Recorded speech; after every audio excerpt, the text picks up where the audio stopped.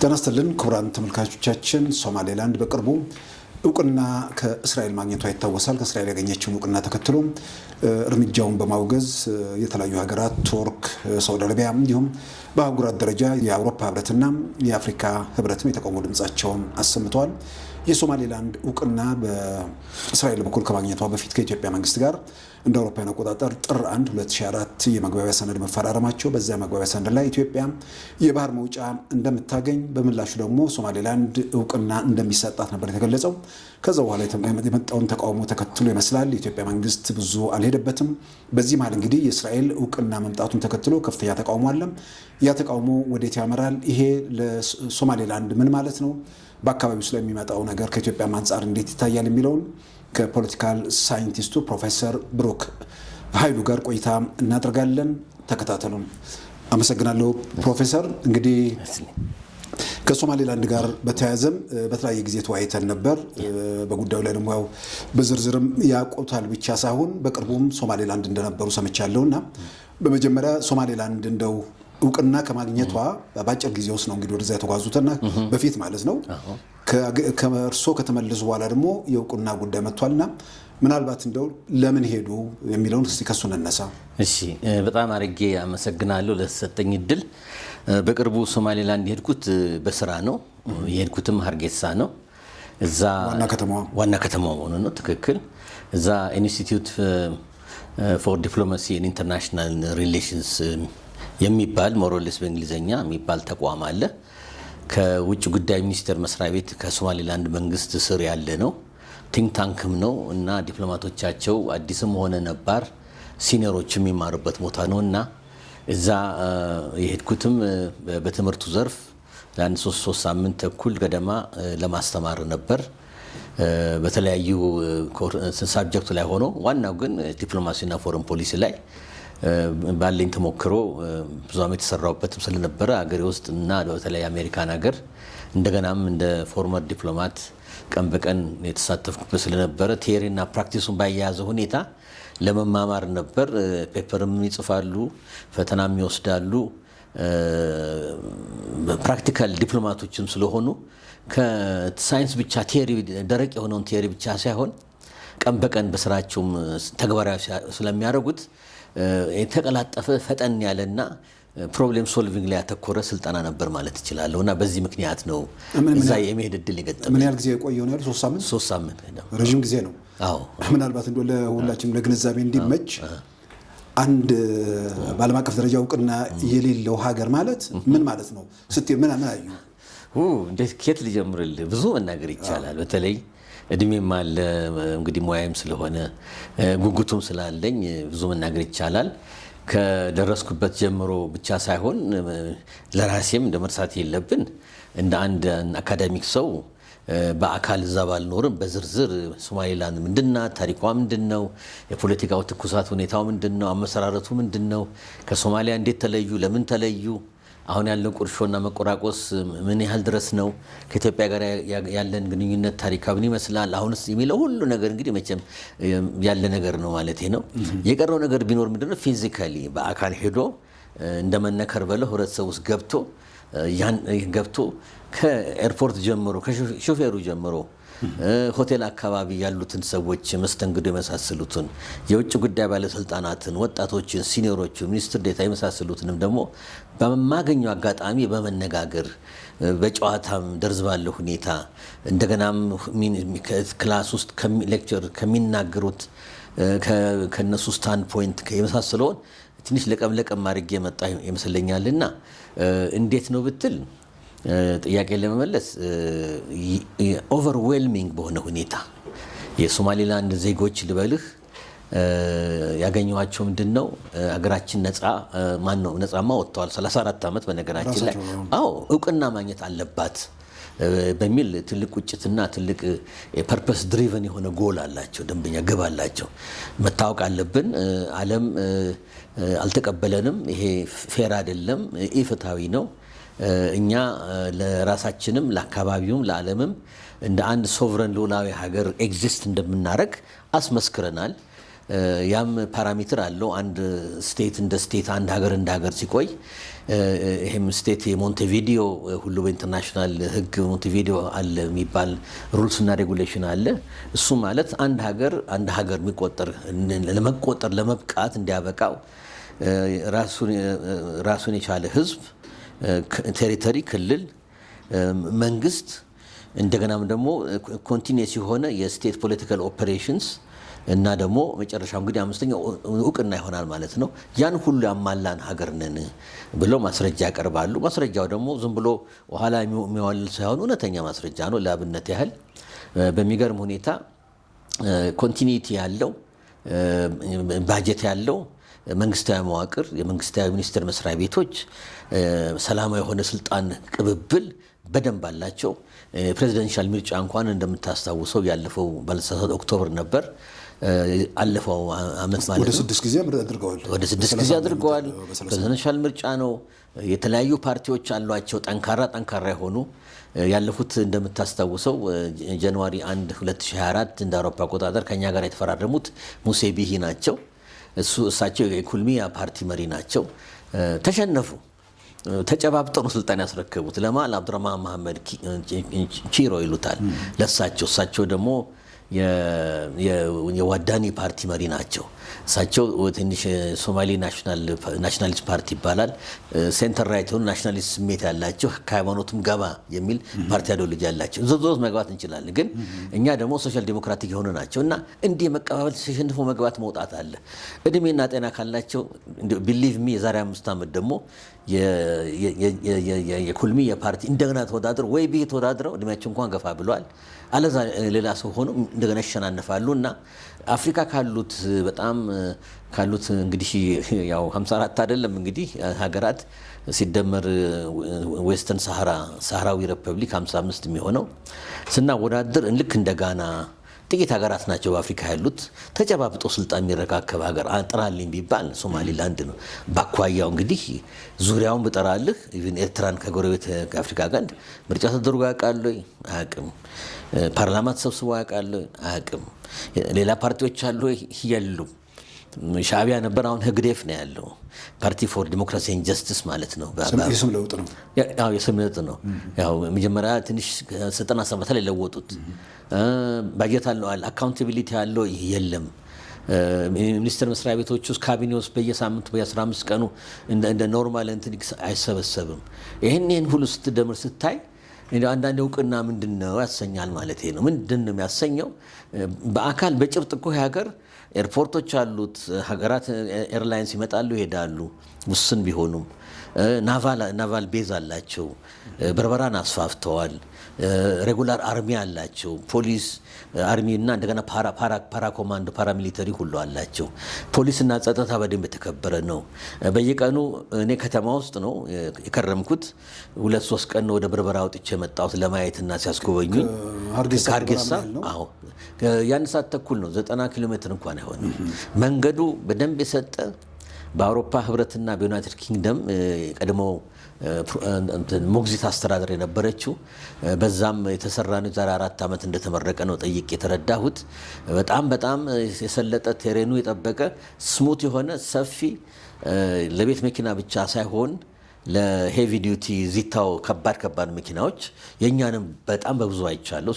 ሲሄዱም ሲመጡም የተሰራ የሆነ የሰለጠ ነው። ፖርቱም በኋላ መጣበታል። ሰፊ የሆነ በ3 ሀገራት ኦቨር ደላስ ዴኬድስ የተስፋፋና ኤክስፓንድድ የሆነ ነው።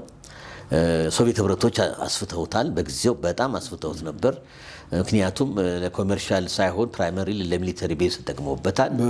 በዚያድ ባሬ ዘመን ማለት ነው። አዎ ዚያድ ባሬ አድርገውታል ሶቪየቶች። ከዛ በኋላ ለምን በነገራችን ላይ ሲባል ዋን ኦፍ ዘ ዲፐስት ፖርትስ እኔ ሁሌ እለዋለሁ፣ ጥልቀት ያለው ፖርት እንደው ኮረኮንችና ምን ሆኖ ለምሳሌ ላይ ከሆነ ሄቪ ዲቲ ትላልቅ መርከቦቹ ይመታሉ፣ ይሰምጣሉ።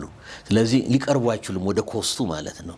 ዳር ሆነው በትናንሽ ተግቦት እቃው የተቆነጠረ የተራገፈ ወደዛ ከዛ ደግሞ ሲጫን ከዛ ተጭኖ ወደዚህ የመጣ አሰልቺ ጉንጭ አልፋ ነገርና ገንዘብና ሌበርና ኮስት የሚያደርግ አሰራር ነው ማለት ነው። ያን የሚያስቀር ጥጋፉ ድረስ ለአንዱ ድረስ መጥቶ ኮሱ ድረስ የሚታረፍበት ሁኔታ ነውና ኤክሴፕሽናል ነው። የፈለገው ሱፐር ኦይል ታንከር የሚባሉ አሉ እስከ 2 ሚሊዮን 1.5 ሚሊዮን ባረል የሚይዙ ትልልቆቹ በተለይ ደቡብ ኮሪያና ቻይና የሚሰሩ ኮሪያኖች በዚህ የታወቁ ናቸው። ከተማ በለው 6-7 ፎቅ ይሆናል ወደ ላይ ወደ ቁመቱ እነሱን እንኳን ጠጋ ብሎ ማስተናገድ የሚችል ነውና ለሚሊተሪ ደግሞ አስበው ዲስትሮየር አለ፣ ሳብማሪን አለ። ያኔ በቀይ በኮልድ ዎር ፒሪየድ ጊዜ ቀዝቃዛው ጦርነት ጊዜ ሶቪየቶች በደንብ አድርገው ለሚሊተሪ ፐርፐስ ይጠቀሙበት ነበር። እንደተነጋገርነው ወደ ሴድባሪ ዞሩ። ለምን ኢትዮጵያ በለጠችባቸው በብዛት በሪሶርስ በምን መቼ ጊዜ በደርግ ጊዜ። ያኔ ደግሞ አሜሪካ ተራውን ገባ። ለሁለተኛ ጊዜ ተስፋፋ። አሜሪካኖች ገብቶ ነው ያስፋፉት። እሱ ደግሞ እንደ 80s ወደቡ ነው። ከዚህ በኋላ ነው እንግዲህ ዲፒ ወርልድ የሚባለው የኤሚሬቶች ገብቶ አሁን ያለው ሱፐር የሆነ ሰፊ ሞደርን ክሬኑ ምናምኑ የሚገርም ነው። ለእናንተ የሰራ ነው የሚሉት እነሱ ለኢትዮጵያ ፕራይመሪ እንድትጠቀምበት ነው እንጂ ለእኛማ ብዙ ፖርት አላችሁ ኮስቱ በሙሉ ለእኛ ኢኮኖሚና አቅም በላይ ነው። እኛ ያሰብነው ከኢትዮጵያ ጋር በተለይ ኢትዮጵያ ፕራይመሪ እንድትጠቀምበት ነው ብለው በግልጽ ያለምንም ይሉኝታ የሚናገሩ ናቸውና አረዘምኩት አውቃለሁ። ግን ምናልባት እንግዲህ አጠቃላይ ጉዳይ ሰውም ግንዛቤ እንዲይዝ ጥሩ ነው። ያነሳሁት ነገር ነበር እንደው አንድ ሶማሌላንድ ዋና ከተማ ሀርጌሳ ነው የሄዱት። ትክክል።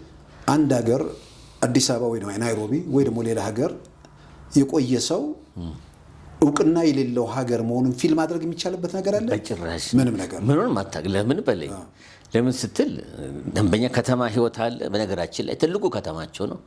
1.2 ሚሊዮን ሰው ነው የሚኖርበት። ቪዲዮንም እንዲያወጡት ማሳየት ይቻላል። የቀኑ የማታ ህይወቱን ስታይ ኖርማል ህይወት ነው። ጥይት አልሰማሁም በነበርኩበት ጊዜ። ፖሊስም ዱላ ይዞ እንጂ በጣም ታጥቆ አታይም። በጣም የሶማሌ ወንድምና እህቶቻችን ንግድ ላይ በጣም ተሰጥኦ ያላቸው ያተኮሩ ናቸው። በሚገርም ሁኔታ ንግድ እንቅስቃሴው ወይም ጣሪያ ነው የደረሰው። ሱቁ ስራ ፈት አታይም። ሩጫው ንግዱ ሌላ ነው።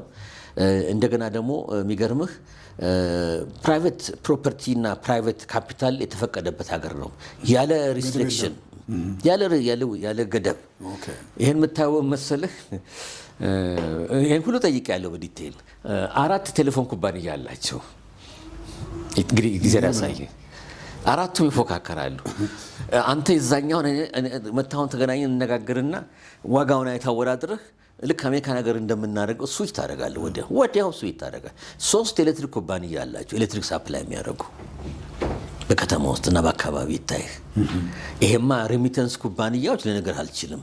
ዶላርና የነሱ ገንዘብ እንዲና እንዲለወጣል። ኢትዮጵያ ብርም ለፈለገ አለ።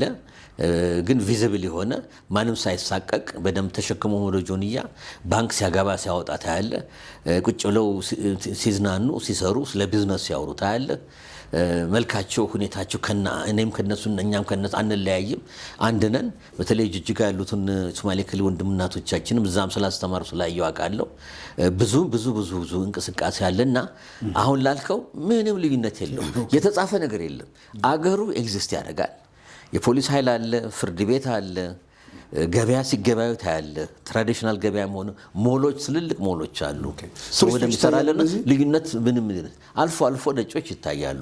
ያው እንግዲህ ያው ምንትን እውቅና በሌለበት ሀገር በዛ ደረጃ እንግዲህ አሁን በተለይ በጣም ነጮች እየገቡ እንደሆነ ትናንት ወዲያ አይቻለሁ። ነገራችን ላይ ኪሪዮሲቲ እዚህ አካባቢ ቀንድ አካባቢ አፍሪካ ቀንድ ያለው እየሄዱ ለመዘገብ ይሄ ዩቲዩበሮች አሉ አይደለም። ትናንት ሳይ ነበር አጋጣሚ ቁጭ ብዬ። እንግዲህ ሶማሌላንድ ያው 1991 የዚያድ ባሬ መንግስት ከወደቀ በኋላ ነው ራሷን እንደ ነፃ ሀገር በተለይም ከጥቂት ዓመታት በኋላ ራሷን ነጥራ የቀጠለችበት ሁኔታ ነው። ከዛን ጊዜ ጀምሮ እውቅና ሳይኖራት ቆየች።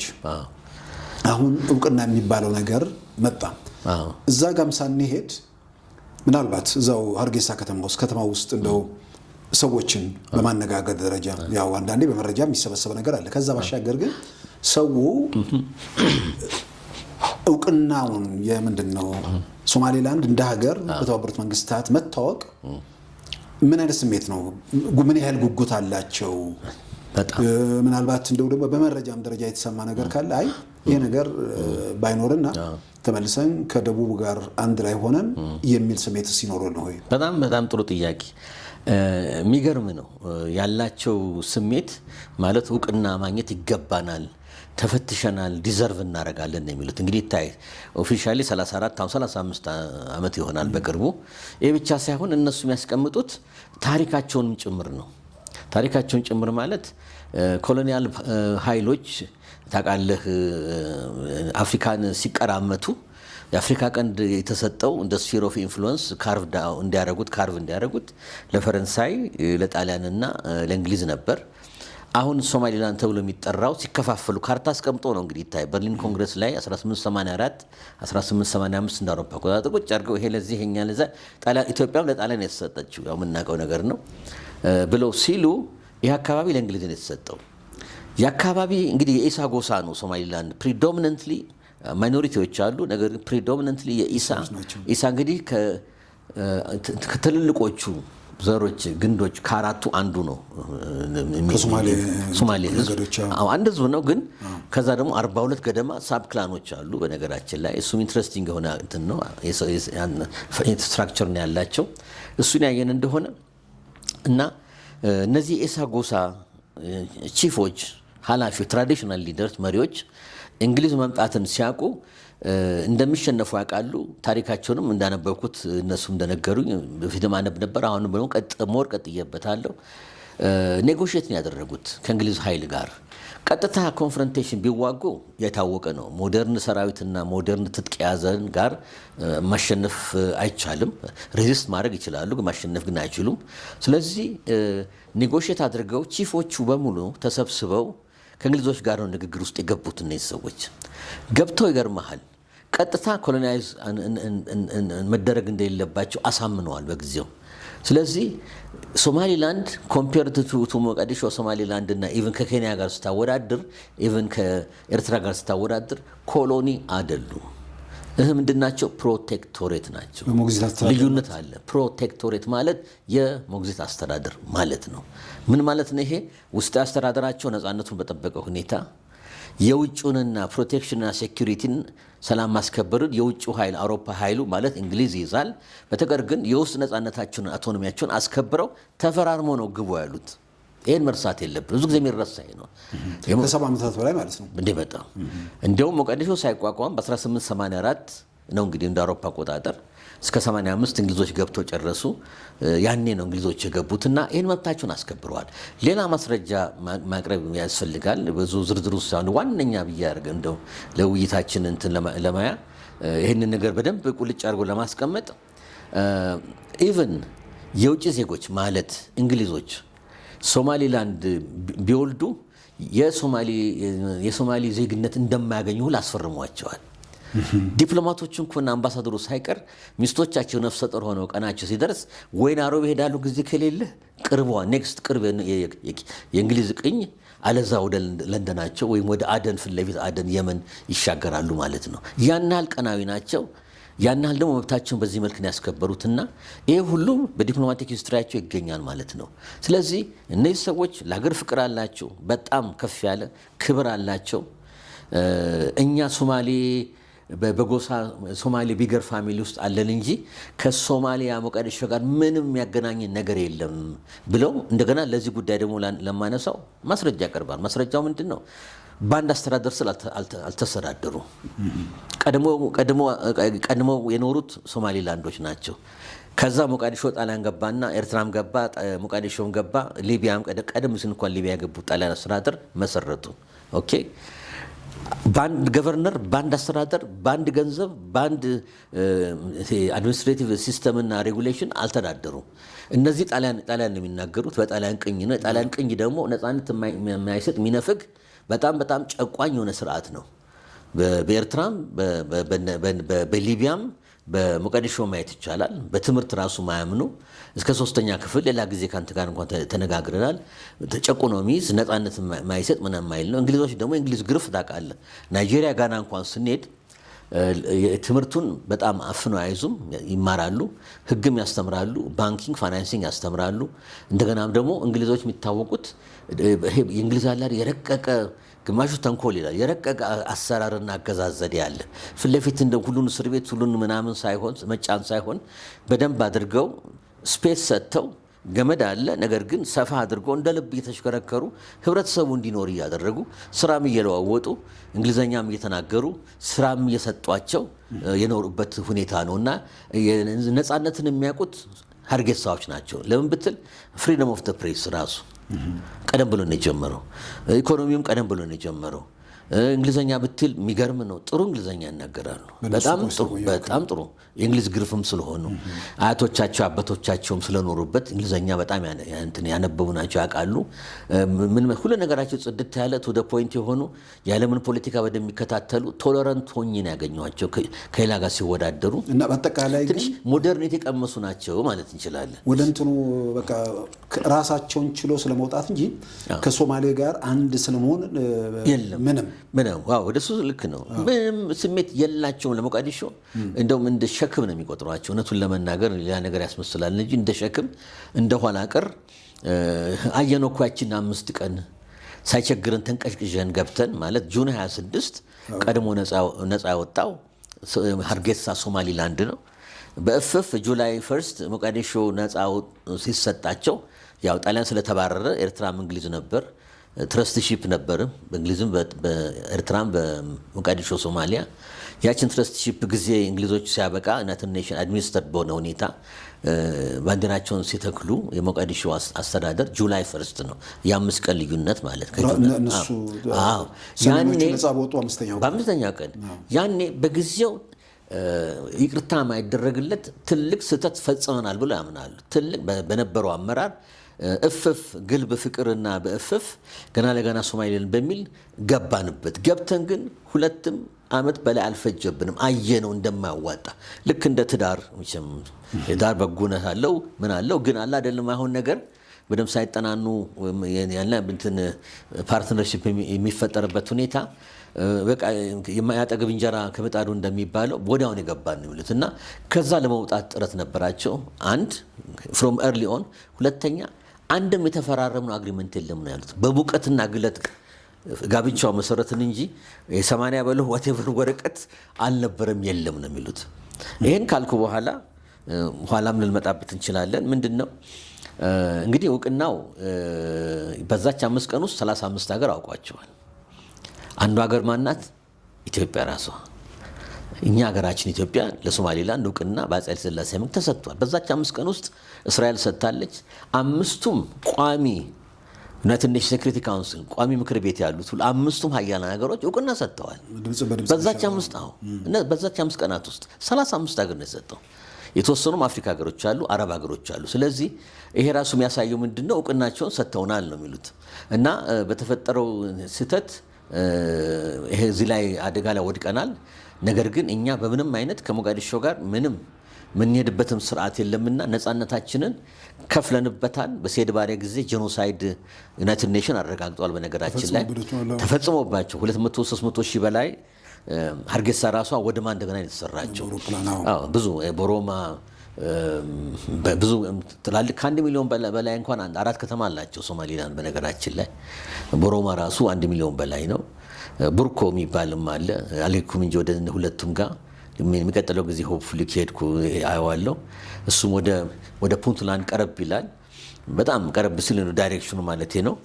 እና ይሄን የመሳሰሉ ከተሞች ከበድ ያሉ አርባን ዴቨሎፕመንት ያለበት ማለት ዝም ብሎ ገጠሬ ጭርንቁስ ሳይሆን ከተማው ሞቅ ያለ ድንግዝግዝ ያለ ሳይሆን በደንብ ሞቅ ያለ ንግድ ያለበት ሰው ያለበት የሚንቀሳቀስበት ዩኒቨርሲቲ ትምህርት ቤት ያለበት ኢቭን የኛ ልጆች ልበልህ ቶለራንት ከመሆናቸው የተነሳ ቁጥሩን ኤግዛክትሊ ባላቅም የግል ዩኒቨርሲቲዎች ሁሉ የኛዎች እዛ ሄደው ከፍተዋል። ኢትዮጵያኖች ሀርጌሳ ውስጥ የኛ ፕሮፌሰሮች እና ሄደው ያስተምራሉ። ኢትዮጵያኖች ታያለ እንግዲህ ቤቶችም አሏቸው ከዚህ ጋር እንዳልክ እንደ አሜሪካ እንጀራ ፖፑላር ነው፣ ጥብስ ፖፑላር ነው። ሁሉም ይላ ከሚኒስትሩ ጀምሮ ስለ እንጀራ ልክ እንደ አሜሪካ የሚያወራል። በነገራችን ላይ ኢትዮጵያን እንደ ታላቅ ሄጅ ነው አበሻ ቤት ሄጃለሁ። 1 2 3 ጊዜ፣ ሶስተኛው በተለይ ሚኒስትር ዴታውን የጋበዝኝ ራት የኢትዮጵያ ሬስቶራንት ሄድ ነው ከሱ ረዳቶች ጋር እና አክብሮታቸው ራሱም ፍላጎታቸው ለኢትዮጵያ ያላቸው አክብሮት መቆርቆር፣ እኛ ወንድማማቾች ነን፣ እናንተ ታላቅ ወንድሞቻችን ናችሁ፣ ከእናንተ ጋር የተለየ ግንኙነት አለን በታሪካችን፣ ይሄ መቀጠል አለበት። እንደውም በግልጽ ነው የሚናገር፣ ከእናንተ እውቅና እንጠብቃለን፣ እናቃለን፣ ይሄ ችግር እንደፈጠረባችሁ እናቃለን። በፊትም ተብሏል፣ አንደኛ ባንሆን እንኳን ሁለተኛ ሶስተኛ እውቅና እንሰጣለን ተብሎ ባለፈው መንግስትም ታውቃለህ አቶ መለስ ተቀሰው አንደኛም ሶስተኛም አንሆንም የሚል አባባል። አንድ ሰው ቀድሞ ካደረገ ሁለተኛ እንሆናለን ነው። ኤግዛክትሊ። አሁንም ሲጽፉልኝና ምስሉኝ በሶሻል ሚዲያ ስንገናኝ በቃ እናንተን እኮ እየጠበቅን ነው እያለ ያስቁኛል። እኔ መንግስት አይደለሁም። እኔ ምናልባት እንግዲህ እስራኤል የእስራኤል እውቅና ተከትሎ የእስራኤል እውቅና ብቻ ሳይሆን ኢትዮጵያ ከእሷ ጋር ከሶማሌላንድ ጋር የመግባቢያ ሰነድ በፈረመችበትም ሰዓት የአፍሪካ ህብረትን ጨምሮ በርካታ ሀገራት ተቃውሞ አሰምተዋል። አሁንም ተመሳሳይ ድምጾች እየሰማን ነው። ምናልባት የአፍሪካ ህብረት ብዙ ጊዜ የሚጠቅሰው ወደ እስራኤሉ ጉዳይ እንመጣለንና ለማን ለሶማሌላንድ ምንድነው፣ ለኢትዮጵያ ምንድነው፣ ለቀንዱ የሚለውን ነገር ወደሱ በዋናነት መጣለው እሱን ይተነትኑታል። ግን የአፍሪካ ህብረት ምን መከራከር ያለው ነው? አሁን ትንሽ በግሌ ስለማይገባኝ ነው። በጣም ጥሩ የቅኝ ግዛት ውሎች መከበር አለባቸው፣ የቅኝ ግዛት ድንበሮች የሚል የአፍሪካ አንድነት ድርጅት የካይሮ ቻርተር ይባላል። ስለዚህ እነሱ መከራከሪያቸው እያነበብኩ ነው በተለያየ ቦታ። እነሱ ቅኝ ግዛት ስንወጣ የነበረን ግዛት ሶማሌላንድ ነው እንጂ ሶማሊያ አይደለም የሚል መከራከሪያ አለና እዚህ ጋር ምናልባት ምንድነው በአፍሪካ ህብረት ወይ በሌላ ወገን የሚነሳው? እሺ በጣም ፈንዳሜንታል እና ቁልፍ ጥያቄ ነው። የብዙ አፍሪካ ችግሮችም ያላረለ ሲነሱ ሲፈነዱ እንደ ሬፈረንስ እንደ ኮምፓስ ልበል ሬፈረንስ ፖይንት አሁን ወደ ጠቀስከው ቻርተር እና ወደ 1964 እንደ አውሮፓ አቆጣጠር የሆነ ነው።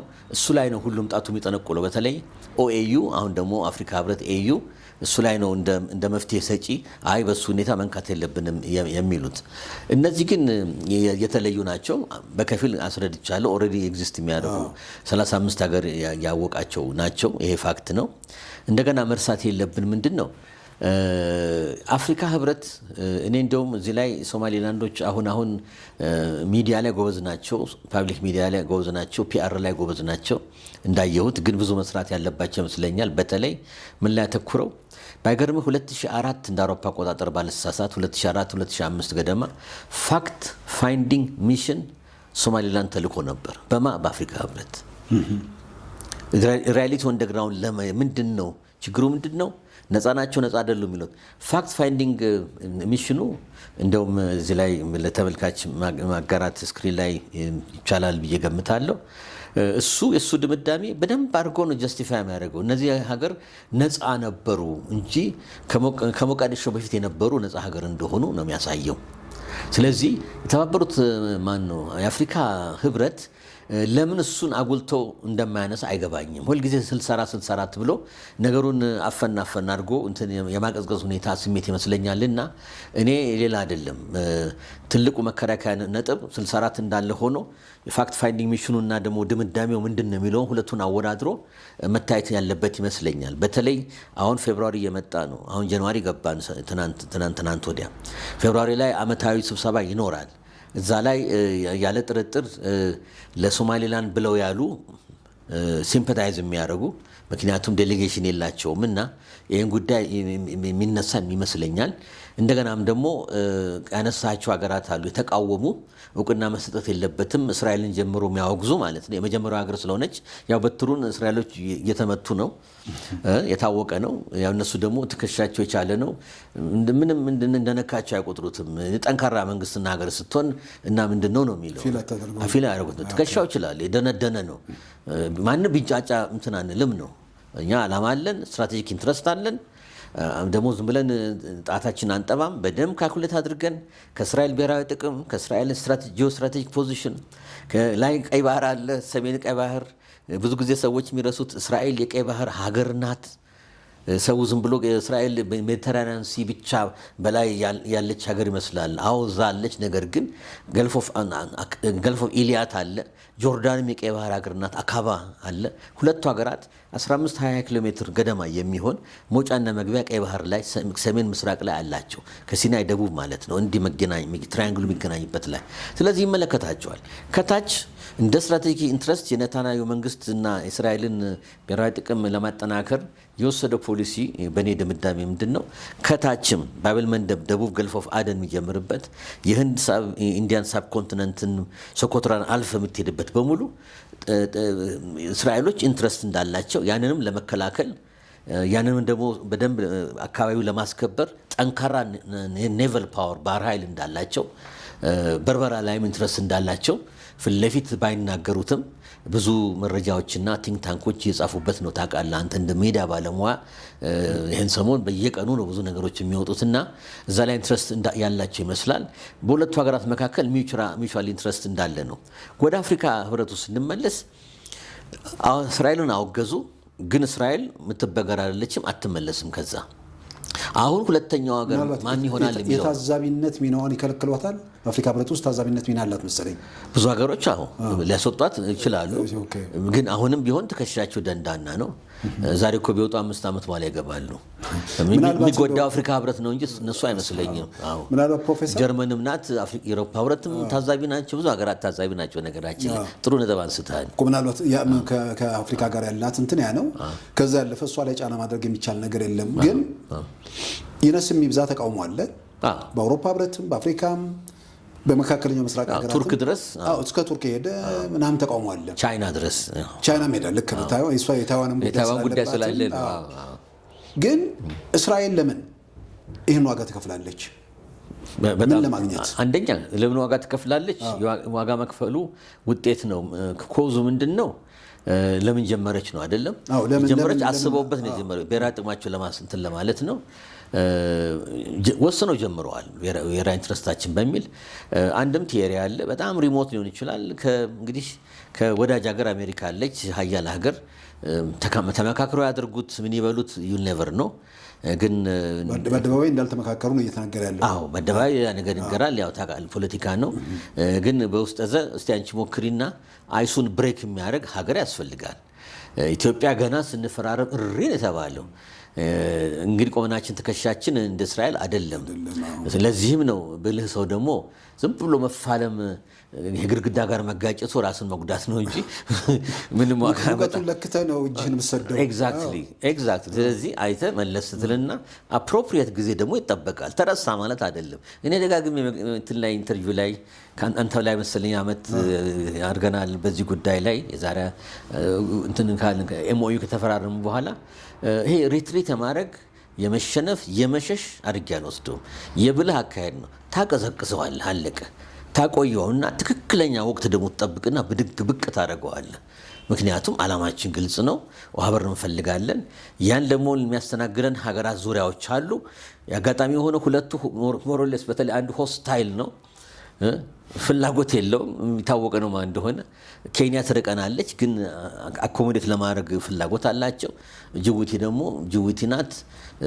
ያው እንግዲህ የአንበሳን ፂምና እንደሚባለው የመነካካትና እኛ ካልተሳተፍንበት እኛ ዲተርማይን ካላደረግን የሚገርም ቢዛር የሆነ አቋም ነው ያላቸው። ስለዚህ የኢትዮጵያ ትህትና ቆመናችንና ጡንቻችን እንዳለ ሆኖ ትህትናችን እንደ ጅል፣ እንደ ፈዛዛ፣ እንደ ደካማ ያለ ኢምፖተንት እንደሆንን ተደርጎም የሚቆጠር አንዳንዴ የማላገጥ ይመስለኛል። ቅን እንትን ላይ ተመስርተን ሚቹዋል ኢንትረስት ላይ አብረን እንስራ አብረን እንደግ ሲባል ያንን ጥሩ የሚገኝበትን ገንዘብ ተረስቶ ፖለቲካን በተለይ ኤርትራ አራምደው ኢትዮጵያን የመጉዳትና የመዝጋት ሁኔታ ስንት ቢሊዮን ብር የሚገኝበትን ጉዳይ ማለት ነው የሚያሳየው ምን ያህል የተሳሳተ መንገድ እንደሆነ፣ ምን ያህል የበቀል እንደሆነ፣ ምን ያህል ደግሞ በጊዜው ያለው አመራር ለሀገር ብልጽግናና እድገት ሳይሆን በኢትዮጵያ ገንዘብ እኮ ሀገሪቷ ልትተኮስ ትችላለች። በዛ ብቻ ጅቡቲን ማየት ነው። አልተተኮሱም፣ ግን እንደው የሚያገኙት ገንዘብ ማለት ነው ቀላል ነው። እስከ 2 ቢሊዮን እየተቃረበ ነው እና ያ አለና የኢትዮጵያ ወደኋላ መለስ ማለታችን ጥሩ ነው። ቀረ ማለት ሳይሆን ጊዜ ጠብቀን ደግሞ እንመጣበታለን። ሁለተኛ ሶስተኛ ሀገር ነው የሚጠበቀው። በነገራችን ላይ ምናልባት የእስራኤልን ከአስልታ የሆነ ነገር ምን ወሰና ነው የገባችው? ምን ለምሳሌ ምን አሰላች? አሁን የሚነሳ ነገር ያው የሶማሊያው ፕሬዚዳንት 1 2 3 ብሎ የዘረዘሯቸው ነገሮች አሉ። አንደኛ የአብርሃምን አኮርድ እቀበላለሁ ብላለች። ሁለተኛ ወታደራዊ ቤዝ በርበራ ላይ ለመስጠት ተስማምታለች። የሶማሌው ፕሬዚዳንት የሚሉት ነው። የሶማሌው ፕሬዚዳንት በክስ ደረጃ። ሶስተኛ አይሁዶቹን ምንድን ነው ፓለስታይንን ለማስፈር ሶማሌላንድ ሰፍራለሁ ብላለች የሚል ነውና እርግጥ በተለይ ከዚህ ከስትራቴጂ አንጻር ባህሩ ላይ ለመውጣት የመፈለገዋ ኤደን ባህር ሰላጤ ላይ መውጣት አለ። ምናልባት እዛ አካባቢ እሳቸው የሶማሌው ፕሬዚዳንት የሚሉት ትክክል ሊሆን አይችልም ወይ ብዬ ነው። ጥሩ ነጥብ። እንግዲህ ምንድነው የሚገርመው እኮ ምንድነው ሰውየው በምን ስሌትና በምን ቤዝስ ኦፍ አናሊሲስ ነው ያደረጉት? ልክ ሶስቱንም ሲያስቀምጡ እኮ እኔም ስሰማ ልክ ተማክረው ወይም መረጃውን ከሀርጌሳ መንግስት ያገኙ ይመስላል። የጸጥታ መረጃዎች ይላሉ። አዎ የራሳቸው መረጃ ሶማሌና መካከለኛው ምስራቅ መረጃዎች። ስለዚህ ማርጂን ኦፍ ኤረር አለው ማለት ነው። አንድ ሁለተኛ የራሳቸውን እይታ ነው የሚያቀርቡልን ማለት ነው። ምክንያቱም መነሻ ፋክት አድርገው የሚያስቀምጡት መሆን የሚገባ የነበረው የሶማሊላንድ መንግስት በዚህ ምክንያት ወይም እንደዚህ የሚል ነገር ቢገኝ ነበርና አንድ ጥያቄ ምልክት ውስጥ አስቀምጠዋል። ግን ከሞላ ጎደል ነገሩ እዛው ነው የሚሽከረከረው። ይሄ ፋክት ነው። ይሄ ማለታችሁ ሁልጊዜ ያለ ነው። ምንድን ነው እንግዲህ ሞር የሚከላከሉት ሰውየው እስራኤል ይበሉ እንጂ ለምን እውቅና ሰጣችሁ ነው ፋክቱ። ይሄ ነው። አትስጡብን። ሶማሌ ሲባል አንድ ናት፣ ኢንዲቪዚብል ማለት ማትከፋፈል። ሞቃዲሾ ደግሞ እንደ ርዕሰ ከተማነቷ በእኛ ስር ያለች ሀገር መሆን አለባት የሚል ነገር ነው። እስራኤሎች ግን የሴኩሪቲ ካውንስል ላይ የነበረውን ዲቤት እንደተከታተል ነው እርግጠኛ ነኝ። የእስራኤል አምባሳደሩ ግሩም አድርጎ አስቀምጦታል። ዋይ ለምን እንደተወሰነ በምን ምክንያት እንደወሰኑ በደንብ ያስቀመጠው። እርግጥ ለሱ ምላሽ ደግሞ የሶማሌው አምባሳደር ስድብ ቀረሽ የመሳሰሉ ሁሉም ብሎ ደንፍተዋል፣ ተናግረዋል። ነገር ግን በቃ ተሰበሰቡ፣ ተነጋገሩ። ዲሲዥንም አልነበረም። በነገራችን ላይ አሜሪካ አምባሳደሯ ራሷ ቆንጆ አድርጋ አስቀምጠዋለች። ማለት የማይቀር እንደሆነ ሪሊ አውትራይት የሆነ ተቃውሞ እንትኑ ላይ እንደሌላት ምንድን ነው የፖሊሲ ለውጥ የለንም ካለች የነሱ ፖሊሲ ለውጥ ማለት የአሜሪካ እስራኤል መብት አላት። የእስራኤል መብት አመነች። ስለዚህ የእስራኤል የምትወስደውን እርምጃ ታሲትሊ ደግፋለች ማለት ነው። እንደገና ደግሞ የአሜሪካን ፖሊሲ ለውጥ የለም ከተባለ ኦልሬዲ እኮ እስከነ ቴድ ክሩዝ ኮንግረስ ድረስ እኮ በጣም ኮኦርዲኔትድ የሆነ እንቅስቃሴ አለ። ቴድም ተናግረዋል በቅርቡ በይፋም ተናግረዋል። እሱ ምንድነው በቅርቡ እውቅና እንደሚሰጡ ነው። አሁን መቼ በምን ሰዓት በምን ወር ፕሬዚዳንት ትራምፕ አቴንሽን ሰጥተው ስለዚህ ጉዳይ በሳቸው ፊርማ መሆን ስላለበት ኔታንያሁ በቪዲዮ ኮል ቁጭ ብለው እንደፈረሙት ደንቡ በመሪ ደረጃ ነውና መቼ ያደርጉታል የሚለው ይሄ እንግዲህ እንደተረዳሁት ሼጁዌል አለ። ፕሮግራም ተይዞ ምን ተብሎ ነው ማይከተል። አሜሪካ ከፈረመች እንግሊዝ አለች። ዩኬ አሁን ባለንበት ሁኔታ ውስጥ እስራኤል ቀድማለች። እስራኤል ማን ይከተላል? ዩናይትድ ኪንግደም ትከተላለች ተብሎ ይገመታል። ከስካንዲኔቪያ ሀገሮች ዴንማርክ፣ ኬንያም በነገራችን ላይ ሊቀድሙን ይችላሉ። ውድድር ሩጫ አይደለም ማራቶን፣ ግን ኬንያኖችም ግልጽ አቋም አላቸው። ብዙ ሀገራት ኤሚሬት አለች የሚል ፕሬዝዳንቱም ተናግረዋል። አዎ በደንብ የተዘጋጁ ነው። ደቡብ ሱዳን እንኳን ጎረቤት ሀገር ደቡብ ሱዳን እዛ ላይ አቋም ወስደዋል፣ ቆየት ብለዋል። እሱም እንቁና እንሰጣለን። ያም እንግዲህ ታሪኩ ምንድነው ታውቃለህ የተያያዘ ነው። ምን ያለበት እንግዲህ ኢትዮጵያ እሱ ደግሞ የመንግስት ውሳኔ ነው። እንደኔ ምኞትማ ማለት ምሳሌ እንግዲህ ይለያያል ከሰው ከሰው። እኔን በግሌ ብትጠይቀኝ እውቅናውን ብናፋጥነው ጥሩ ነው የምለው አንድ ግለሰብ ነው።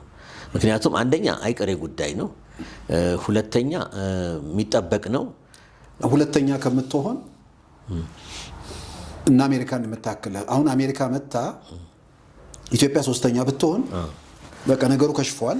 እዛ ጋር ኢትዮጵያ ሶስተኛ መሆኗ ማንም ትዝ አይለውም። እየቀነሰ ይመጣል። ፕሬሸሩ ጫና ይቀንሳል። አዎ ግን ኢትዮጵያ ላይ ትኩረት አለ። ለምን ለየት ያለ ግንኙነት ስላለን እኛ ላይ 9ኛ 8ኛ ብንሆን እስካወቅን አዋራው የሚቀንስ አይመስለኝም። እርግጥ እንደ ሰከንድ እንደና እንደ ፈርስት እውቅና እንደሰጠን ጋር ሊወዳደር አይችልም። ግን ይሄ አለ። ምንድነው እንግዲህ ምናልባት ሶማሌላንዶች ኢትዮጵያ ላይ ያለውን ጫና ስለሚረዱ የኢትዮጵያ እውቅና መስጠት ብዙ ነገር የሚለውጥላቸው ቢሆን የኢትዮጵያ መንግስት ዋጋ ለመክፈል ቢዘጋጅ ችግር የለውም። ግን ኢትዮጵያ ባታደርገው ሌሎች የሚያደርጉ ስላሉ ኢትዮጵያ በየትኛውም ጊዜ ውስጥ ብታደርግ ማይቀር ነው። እንግዲህ አንዱ ስጋት መስሎ የሚታየኝ እንግዲህ ወደ ችግሩ ስንመጣ ስጋት መስሎ የሚታየኝ ይህ እንግዲህ የተለመደው ቡራ ከረዩ አፍሪካ ህብረትን ከኢትዮጵያ እናነሳለን፣ በሶማሌ በግብፅ ታጅበው አፍሪካ ህብረት ስብሰባ ላይ ይነሳል። ጥርጥር የለው አጀንዳ ምንም ጥርጥር የለው። አሁን ፌብሩዋሪ ሲመጣ በቃ እሪ ነው የሚባለው። ካወቅንማ ከስብሰባው በፊት አዋራው በጣም ነው የሚሽከረከረው። ውሃ በአግባቡ ውሃ እያርከፈከፍን ካላቀዘቀዝ ነው ዲፕሎማቲካሊ አትሊስት ዲግሪውን አዋራውን ለመቀነስ እሱ ብዙ ስራ ብርቱ ስራ በእኛ በኩል ይጠበቃል ነው ምለው። በውጭ ጉዳይ ሚኒስቴር መስሪያ ቤትና በመንግስት ዋና ኃላፊው መስሪያ ቤት ስለሆነ ዲፕሎማቶቻችን ውጭም ያሉት እዚህም ያሉት እና ምንድን ነው ስብሰባው ላይ እንግዲህ እነሱ ሪታሊየት የሚያደርጉት ከአዲስ አበባ እናስነሳለን ነው የሚሉት። ያው ጋዳፊ ጥንት እንደሞከረው ነው። ያኔ ትናንት ዛሬ አይደለም። በነገራችን ላይ አሁን እኔ አም ኮንፊደንት ብዙ አፍሪካ ወንድምና እህቶቻችን የኢትዮጵያን ሰቆቃ ልበልህ የኢትዮጵያን ህመም ፔን ገብቷቸዋል። አንድ ሁለተኛ 15 ላንድ አትሊስት 15 14ኛ ማይነስ ኢትዮጵያ ላንድ ሎክድ ሀገራት አሉ the same similar situation ውስጥ ያሉ መርሳት የለብንም። ስለዚህ የነሱ ሁሉ ሲምፓቲ አለን ባይ ነው የምለው።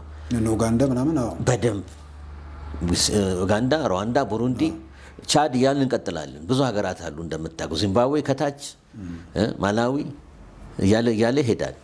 ዛምቢያ እያልን እንቀጥላለን እና እኔ አም ኮንፊደንት የነዚህ ድጋፍ ይኖረናል ነው የምለው። ጉዳዩ መብት ዲሞክራቲክ ስርዓት ነውና አጀንዳ አንድ ሁለት ሀገር ያስይዛል፣ ውይይት ይደረግበታል። ጉዳያቸውን እነ ግብፅና ሶማሊያ ያቀርባሉ። ዝም አይባልም። ካውንተር አርጉመንት ይቀርባል። እኛ እናቀርባለን፣ የሚደግፈን ሀገር ያቀርባል። እኔ እርግጠኛ ነኝ ቮት ይደረግ ይባላል። ማጆሪቲ ቮት አያገኙም። እኔ መንግስት መስጋት ያለበት አይመስለኝም። ምናልባትም ማጆሪቲ ቮት አያገኙም። ይነሳ የሚለው ላይ ቢስማሙ እንኳን የት ይሁን የሚለው ግን አይስማማም። ደግሞ ይታይ ትናንት አይደለም የትናንት ጋዳፊ ጊዜ አይደለም። አሁን አዲስ አበባ በቃ አስመስክረናል። ስሩ እኮ ዋርካው የማይነቀል ደረጃ ከላይ ለመገዝገዝ ይሞክራሉ። እንደ ዛፍ ብንቆጥረው ገብቷል። አፍሪካ ህብረት የሚለቅበት ሁኔታ አብቅቷል ባይነኝ እኔ ምንም ሊነቅለው አይችልም። ለመንቀል ቢሞክሩ የጭራንፎና ከላይ ያለውን ቢጎትቱ ስብር እያለ ይላል እንጂ ከስር ለመንቀል ካፓሲቲን ሆነ የመሄድን ፍላጎት ያለ አይመስለኝ። የለም ከዚህ የተሻለ ርዕሰ ከተማ የትም አይገኝም። በብዙ ክራይቴሪያ ዌል ስታብሊሽድ ነው። አስተዳደራዊ ስራ፣ የራሳቸው ደህንነት፣ የራሳቸው ሴኩሪቲ፣ የልጆቻቸው የሚስቶቻቸው ኤፊሽንት የሆነ ቢሮክራቲክ አሰራር መፍጠራችን፣ ምቾት ያለው ከተማ መሆኑ፣ በጣም እየፋፋ እያደገ ሞዴርን በጣም በሚያስደንቅ ሁኔታ በተለይ ኮሪዶር ልማቱ ጋር የተያያዘው ሪያሊቲ ተመልከት። ማንም ይመሰክረው ነው። ይሄንን ማነው ለቆ የሚሄዱ? የት ልትሄድ ነው? ከዛም በላይ እኔ አንደኛ የተመሰረተበት ሀገር አም ኮንፊደንት ኢትዮጵያን መንግስት በሆን አም ኮንፊደንት ይንጫጩ ግድ የለም ዲሞክራሲን እንነጋገራለን። አንደኛ የተመሰረተበት የአፍሪካ ህብረት የተመሰረተበት ሀገር ነው። የሚሳሳቡ ኃይሎችን ወደ መሀል አምጥቶ የተመሰረተበት ብቻ ሳይሆን የአፍሪካ ነጻነት ሲባል አድዋ ነው አስተዋጽኦ ነው። አድዋ በቅኝ ያልተገዛች ሀገር መንግስታት ያልፋሉ። ምናልባት ሰዎቹ መንግስት ላይ ቅሬታ እንኳን ቢኖርባቸው ኢትዮጵያ ነች። ትክክል። እና ምናልባት እሱንም ሁሉ እንደ መከራከሪያ ሊነሳ ይችላል ብዬ አምናለሁ። በደንብ እና በአጠቃላይ አሁን እዚህ ላይ ቢጨምር ምናልባት ባጭሩ እንግዲህ አፍሪካ ህብረት አለ። የሚያሳዝነው ይታይ ኤርትራ ከእናት ሀገሯ ከአካላችን ተገንጥላ ስትሄድ ሲምቦሊካሊ ስትሄድ ምንም ነገር የለም። ኦፍኮርስ የመንግስታችን ድክመት ነው። የኢትዮጵያ መንግስት ድክመት ነው።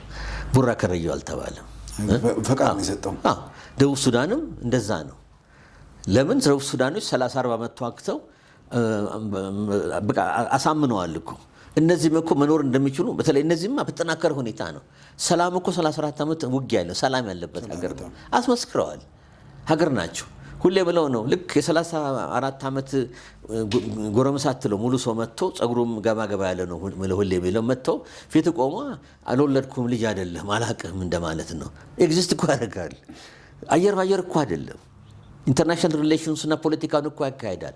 ብዙ ጊዜ ህግ ወደ ኋላ ይቀራል። በእኛ ሳይንስ ኦፍ ፖለቲክስ እንደ አንድ እድሜ ልክ እንትን ያሰራሁበት ያስተማርኩበት ብዙ ጊዜ ህጎች ወደ ኋላ የሚቀሩበት ሁኔታ አለ። ቤዝድ ኦን ሪያሊቲ ነው ህግ የሚሻሻለው። አንድ ሁለተኛ ደግሞ ህግ የተሰራው በማን ነው? በሰው ነው። ሶስተኛ ህግ የሚሰራው በተወሰነ ታይም በምንለው ቫሪያብል ውስጥ ነው። የዛሬ 200 ዓመት የተሰራው አሁን ቫሊድ ላይሆን ይችላል። ጊዜው ሄዷላ። የአይቲ እና የአይሲቲ ዘመን ያለው። ስለዚህ ሶማሊላንድ ደንበኛ ኤክሴፕሽን ናት። ከዛ ውጭ በተለየ ሁኔታ የምትታይ ናት። ኤግዚስት አድርጋ አሳይታለች። ዝም ብላ ተዋግታ አይደለም የምትለው። እንደ ደቡብ ሱዳን ነፃ ሀገር አልነበሩም በፊት። ኤርትራ ነፃ ሀገር አልነበረችም በፊት። የኢትዮጵያ አካል ናት። ይሄም የሱዳን አካል ነው አይደለም እንዴ? እነዚህ ግን ነፃ ሀገር ናቸው። በሶማሊላንድ ደረጃ እውቅና ኖሮት እንደ ሀገር የቆመ የለም። ይሄ ነው ደግሞ አሳይተዋል።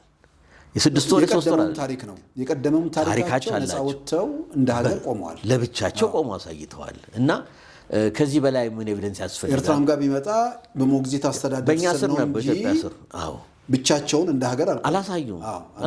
አሁን 34 ዓመት ነው። እሱ ደግሞ ሬከርዱ የምናውቀው ነው እንደሆነ።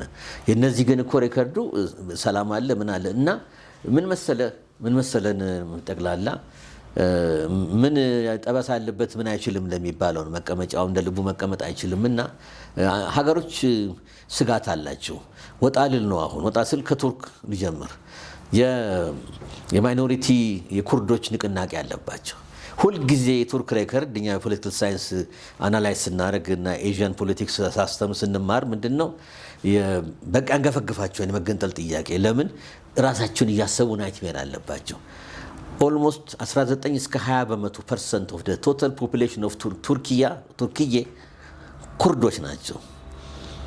ብዙ ጊዜ ሞክረው በጡንቻ በክርን ብለው ሀያል ሀገር ስለሆነ በደንብ ሳፕሬስ እያደረጉ አሉ።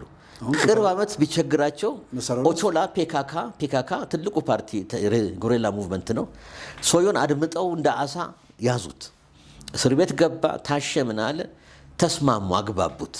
ሉብሪኬት እንደው ቀባብተው በደንብ አለሰለሱት ቁርበት ፖለቲካውን።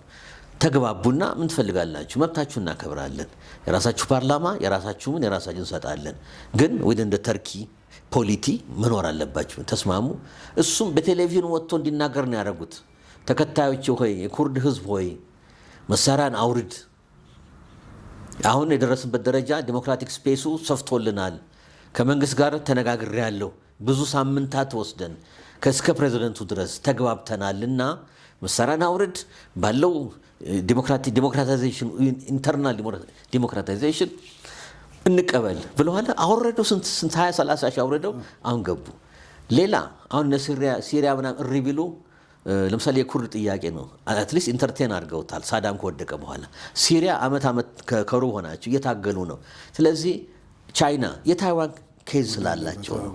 ምክንያቱም ትልቅ የሚፈሩት ነገር እስካሁኑም ታግሰው ታይዋንን ከጠፉ ቴሪቶሪስ ከእናት ሀገራቸው ከተለዩ ግዛቶች ሁሉን አስመልሰዋል። ሆንኮንግን አስመልሰዋል። ማካዎን አስመልሰዋል ከፖርቱጊዝ። ሆንኮንግን ከእንግሊዝ አስመልሰዋል። አሁን የቀረችው ማናት? ታይዋን ነፃ ሆና ፎርሞዛ ሆና በአሜሪካ ድጋፍ በአሜሪካ ሳምባ የተፈጠረች የምትኖር አሁን ግን ጠንካራ ኢኮኖሚ ያላት በጣም የታጠቀ ሰራዊት ያላት ነገር ግን ከእናት ሀገሯ ከታላቅ እህቷ ከቻይና ልትደፈጠጥ የምችል ከአሜሪካ መንግስት ጋር ደንበኛ ዲፌንስ አግሪመንት ሁልጊዜ ተፈራርመው እንደውም አፕዴት እየሆነ ታይዋን ከተነካች አሜሪካ ቶታሊ ጦርነት እንደምትገባ ከቻይና ጋር የተፈራረሙበት ሁኔታ ነው ያለውና ቻይኖችን በዚህ የተነሳ ነው ቅሬታቸውን የሚያሳዩ ለማለት ነውና ሌሎቹ ላይ ማስተያየት መስጠት ይቻላል። እንደው እንግዲህ የቱርኮቹ ያው በአንድ ወቅት አብደላ ኦቻላን ማለት በዓለም ላይ ትልቅ አርስት የነበረ ሰው ነው። በጣም የታወቀ ነውና የትኛው ሚዲያ ላይ አብደላ ኦቻላን በጣም ይጠቀስ ነበር። እንግዲህ ወሰዱት። ከዛ በኋላ የሆነ ደሴት ውስጥ አስገቡት። 20 ምናምን እንደዚህ ቆየ። ከዛ በኋላ እንግዲህ ያው ነገሮች የምዕራፍ ተሻግረው አሁን ኩርዶች መሳሪያ ፈተዋል። እነሱ ከፈቱ በኋላ አሁን ምንድን ነው የሚያሳስባቸው ቱርኮች? በሌላ በኩል የሚነሳ ነገር አለ። ሶማሊያ ውስጥ ገብተዋል። ስለዚህ እስራኤል እንደ ተቀናቃኝ ሆና ባህሩ ላይ መውጣቱ ያሳስባቸዋል? ይሄ ጥሩ ጥያቄ ነው። እንግዲህ በአረቡ ዓለምና እስልምና ተከታዩን እንደ ቱርክ አረብ ያልሆነ ህዝብ ነው። ቱርክ እና ኢራኖች አረብ አይደሉም። ሁለቱ ኤክሴፕሽን ናቸው። ግን እስልምና ቤተሰብ ውስጥ ያሉ ናቸው። እስራኤልን ተቀናቃኝ ነው የሚያዩት። በአካባቢው ኦፍኮርስ ዝር እንዳትልም ይፈልጋሉ። አሁን ግን ለሁሉ ዋጋ አለውና ሶማሊላንድ አውቀው በርበራ ከተሰጣቸው እንደሚደናገጡ ምንም ጥርጥር የለውም። ለምን እንደፈለጉ መፈንጨቱ ይቀንሳል ማለት ነው። የቱርኮች አሁን በነገራችን ላይ ሶማሊያ ሞቃዲሾ ገብተው ብዙ ኢንቨስት አድርገዋል። ኢንቨስት ያደረጉት ከሴኩሪቲና ሰላም ጀምር ፖሊስ ኃይል ማሰልጠን፣ ትምህርት ቤት መክፈት፣ መስራት፣ ማድራሳ ትምህርት ቤቶች፣ የሃይማኖት ትምህርት ቤቶች በሰፊው እየሰሩ ነው። ማደስ፣ ትላልቅ ኤርፖርቶች እንዲህ መስራት ብዙ ኢንቨስት እያደረጉ ነው። በእስልምና ወንድምነት ስሜት። በኢኮኖሚክ አስፔክቱ ደግሞ ጠንካራ ፊሽንግ ፍሊት አላቸው። ገና ያልተዛቀ ነው የአካባቢ የአሳ የቱናው ሀብት የተለያየ አሳ ሀብቱ እዛ መቋደስ ይፈልጋሉ። እንደውም ከ50% በላይ ነው የሰጧቸው። ገና መርከብ ስለሌላቸው የሞቃዲሾ መንግስት ደግሞ ትኩረታቸው ሰላምና መረጋጋት ገና ስላልደረሱ እዛ የገቡ የዛቁ የመካፈልና ፋብሪካው የተቋቋመ ቢዝነስ ነው። ሁሉም ቢዝነስ ነው የሚሰራውና የቱርክም ኢኮኖሚ ከፍ ያለ ኢኮኖሚ ስለሆነ ያላቸውም ደግሞ የመርከብ ጥንካሬ እንደገናም ኮሜርሻል ፍሊታቸውን በወታደራዊ መርከቦች ማጠናከር ፕሮቴክሽን የመስጠት አለ እና ሁለቱ አብሮ ስለሚሄድ በዛ አይነት ሁኔታ ወደ ድሮ ቦታችን ገባን ነው የሚሉት። እስከ ምጽዋ ድረስ ያው ገባ ወጣ ሲሉ ነበር በኢትዮጵያ ታሪክ። ታች ድረስ በተለይ ሞቃዲሾ ፑንትላንድ እና ታች ፕሬዘንሳቸው በኦቶማን ቱርክ ጊዜ ግብፅንም ኮሎኒያል እናት ገዢ ሆነ ገዝተዋል። ግብፅን ሲደክሙ ነው እንግሊዞች ቴክኦቨር አድርገው የእንግሊዝ ቅኝ የሆኑት እንትኖች ግብፅ ራሱ እንጂ የቱርክ ስንት መቶ ዓመት ባሪያ ለማለት እንኳን ይከብዳል። ግን ተገዝተዋል በእነሱ። እንደውም የግብፅ ሞናርኪ ሮያል ፋሚሊው ከቱርክ ጋር የተጋባ በከፊል ቱርክ የሆነ ነው። ግብፅ አይደለም፣ ነጮች ናቸው። የመጨረሻው ንጉሳቸው ንጉስ ፋሩክ ራሱ በ1952 እነ ናስር አሸንፎ ነጂብ ነበር ሊቀመንበሩ ያኔ ሲያባርሯቸው ወደ ጣሊያን ሀገር ስደት ሲሄድ የመጨረሻ ንጉሱ እስከ 1952 የነበረ ነውና የቱርክና ቅልቅልና የአረብ ግብፃዊ ናቸውና ይሄ ሁሉ ታሪክ ስላለ እዛ ገልፍ ኦፍ አደን ይገርመሃል። ሬድ ሲ ብቻ አይደለም፣ ባብል መንደብን እኮ ስናልፍ ያኮ ወደ ቀይ ባህር ሄደህ ወደ ላይ ወጥተህ ስዌዝ ካናል ነው የምታልፈው ሜዲትራኒያን። ይሄ ግን ወደ ህንድም ወደ ታችም ነው የምትዞረው። ወደ ሳውዝ አፍሪካ ድረስ ዞረ ወደ አውሮፓ በዚህኛው በረዥሙ መንገድ ትሄዳለህ። አናዘር ስትራቴጂክ ኢምፖርታንት ስትሬት ኦፍ ሆርሙዝ ቀጥሎ ከሆርሙዝ ስትሬት ቀጥሎ ኢምፖርታንት የሆነ ስትራቴጂክ ኤሪያ ነውና እስራኤል እዛ መግባቷን በበጎ አያዩትም። የታወቀ ነው በበጎ አያዩት። ምክንያቱም የኮምፒቲሽን አለ። እስራኤሎችን መብታቸው እንደሚያስከብሩ ያውቃሉ። አንዴ ከነክሰው ከያዙ እንደማያልቁ ያውቃሉ። ነገር ግን ያለንበት ዓለም ኮኤግዚስተንስ ያለ ነው። ጅቡቲን ውሰድ 9 ሀገር ገደማ ሆነዋል። እዛው የተፈታተጉ ይኖራሉ። ስለዚህ እኔ እስራኤል ለምን ገባች ቢሉ እኔ ቢዛር ነው እዛሉ አይደለም እኔ ሲፈታተጉ። እንደውም ይሄ ሰፋ ባለ ሁኔታ ነው። እንደውም እንግዲህ ለነሱም አሁን ዘ ኢኮኖሚስት ላይ ወጣ ዘገባም አለ። በተለይ የሁቲ አማጽያን በዋናነት በባህር መስመር ላይ ያሳደሩት ተጽዕኖ አለ። ኦፍ ኮርስ የሆነ ግፊት ሲደረግባቸው ሌላውን አንደካም፣ የእስራኤል መርከብ ግን ማለፍ የለበትም የሚል ነገር እያመጡ ነው ሁቲዎች፣ በተለይ ሁቲዎቹ። ትክክል። ስለዚህ እነሱን ለመቃወም ወይ ደግሞ እነሱን ለመከላከል ያላት ምርጫ ለዛ ስትል ነው። ይሄማ ፈረስ ላይ ወጡ ያለ ጥርጥር። ልክ ነው። ይሄማ ፈረስ ላይ ወጡ። ከዛ ሆኖ መኮርኮሙ ይቀላቸዋል። ሚሳይላቸውን ከዛ ከመተኮስ ብዙ ዲስትሮየሮች እና ሚሳይል ኬሪ የሚያደርጉ መርከቦች አሏቸውና ከቅርበት እንትን መምታት አለ። በነገራችን ለውቅና እኮ ከተገኘ በኋላ በግርምህ የየመን ሁቲ መንግስት በጣም እንትን እያለ ነው። ዛቻው ምኑ ጨምሯል ማለት ነው። ሶማሌላንዶችን እናንተ እዚህ ድረስ የአይሁድ መንግስት አንጥታችሁ የሚለው ዛቻው በጣም ቀጥሏል። አዎ እስራኤሎች ብዙ ነገሮችን መቆጣጠር ይችላሉ ከዚህ ሳይድ ሆነው። በተለይ የሁቱን ንቅናቄ ፋርስንም ኢራንንም ከኤምሬት ጋር ችግር እንኳን አሁን የላቸውም። ግን እዛ ፐርሻን ገልፍ አካባቢ ላይ ኢራን ድረስ በቅርበት ይመታሉ። ከላይ ከርቀት ከሚመጡ ለእስራኤል ትልቅ አድቫንቴጅ ነው። ለአረብ ሀገራት ግን ሪሊ ቸሮሪ አይደለም። ነገር ግን ዓለም ሰፊ ናትና በተለይ ገልፍ ኦፍ አደን 354 ኪሎ ሜትር እንዲወገብ አለውና እንደ ባበል መንደብ እንዲህ ማነቆ ጉሮሮ ስላልሆነ ሰፋ ባለ ሁኔታ ልክ እንደ ሲፈላለጉም ከመገፋፋት በቂ ቦታ አለና ሲመጣ ዞር እያለ መተላለፍ ይችላሉ። ግን ችግር ሲመጣ ጦርነት ሲከፈት ከፍ ያለ አደጋ ሲመጣ ግን እስራኤል በጣም አድቫንቴጅ አላቸው እነዚህን ሀገራት ለማጥቃት ራሱን ኤሚሬቶችን ሳውዲ አረቢያንም ከደቡብ ለመምታት የመንንም ለመምታት ኦማንም አልፎ ለመምታት ለአሜሪካም ደግሞ ሳፖርት ደጋፍ ለመስጠት ለምንድን ይሄን ምለው አሜሪካ ብዙ ቤዝ አላቸው እዛ አካባቢ በተለይ ካታር ውስጥ ብዙ ሺህ ሰራዊት ያለው ባህሬን ውስጥ ብዙ ሺህ ሰራዊት አላቸውና ሰሜንና ደቡብ ሆነው በተለይ ደግሞ አሜሪካ እውቀት ከሰጠች በነገራችን ላይ በርበራም ትገባለች ነው የሚባለው። ስለዚህ እስራኤል ብቻ አትሆንም አረብ ነው አሜሪካውንም ትገባውና ነገሩ ሁሉ ኢኩዌሽኑ ተለወጠ ማለት ነውና ቸሮሪ አይደለም ለአረቡ ዓለም ብዬ ነው መልሰው። እንግዲህ ፕሮፌሰር ሂደቱ የሚቀጥል ነገር ስለሆነ ያሉ አዳዲስ ሂደቶችን መነሻ አድርገን እንደዚሁ እንደምንወያይ ተስፋ አደርጋለሁ። ግን እውቅና እስራኤል ስትሰጥ ኢትዮጵያ በጥር 2004 ሲስማሙ ኢትዮጵያ ወደ ባህር ልትወጣ በምላሹ ደግሞ ለሶማሌላንድ እውቅና ልትሰጣት ነበር። አሁን እውቅና አግኝተዋል። ስለዚህ ከኢትዮጵያ ምን የሚፈልጉት ነገር አለ? ስለዚህ ይሄ የነበረው የመግባቢያ ሰነድ ላይ ተጨማሪ ማሻሻያ ወይ ደግሞ ከናካቴው ሊሰርዙት ይችላል የሚል በጥርጣሬ ደረጃ የሚነሱ ነገሮች እንግዲህ ከዛች እንደ ኮሚኒኬ ቁጥራት ኤምኦዩ አጭር የሆነች በስተቀር ሁሉ በውስጥ እዘን ነው። ዝርዝሩን ኦፊሻል አልነበረም አናውቀውም። ግን ድምዳሜው ልክ ነው። ድምዳሜው ያው የውሃ በር እንደሚሰጡን እኛው እንቁና እንሰጣለን። ትልቅ ነገር ነው ይፈልጉታል። የውሃ በር እንደሚሰጡን ለኮሜርሻል ፐርፐስስ ብቻ ሳይሆን ለኢትዮጵያ ባህር ኃይላችን ወደ ገልፍ ኦፍ አደንና ወደ ሬድ ሲ ሲመለስ ለሱም ይሆን ሁለት ቦታዎች አሉ ፖርቶች በተለይ ዴዚግኔትድ የሆኑ ከበርበራ ምዕራብ የሆኑ ከሁለቱ አንዱን እንደሚሰጠን ነው ስንከታተል የቆየ ነው አመት ወዲህ ማለት ነው። ስለዚህ ያ ነው እንግዲህ ሞት አይደለም አሁን ጉዳዩ። እውቅና ወደ ኋላ መቅረት የለብንም። እውቅና ከሰጠን ያለ ጥርጥር ይሄንን ጉዳዮች እንደምናገኝ ማወቅ አለብን። ለኢትዮጵያ ቶታሊ ብንቶ ጉዳት ነው የምለው። ቶታሊ ከተው ነው ጅቡቲ ላይ 100% በለው ያው ነው። አስመራ ደግሞ ሄድ እንደሆነ አሰብና ምጽዋ ገና ነው። መቼ ከኤርትራ ጋር ያለው ችግር እንደሚፈታ አናቅም። ስለዚህ በእንጥልጥልና በማነቆ ጅቡቲ ስር ነው ያለ ነው።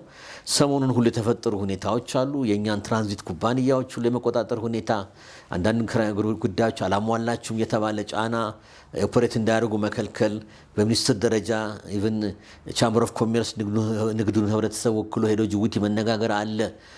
ብዙ ምን ሰማው ሳክሰስፉል እንዳልሆኑ ነው። ግትርነት አለ በጅቡቲ በኩል መታወቅ አለበት። እንዲህ አይነት ጨዋታው ቀጥሏል ነው ምለው። ስለዚህ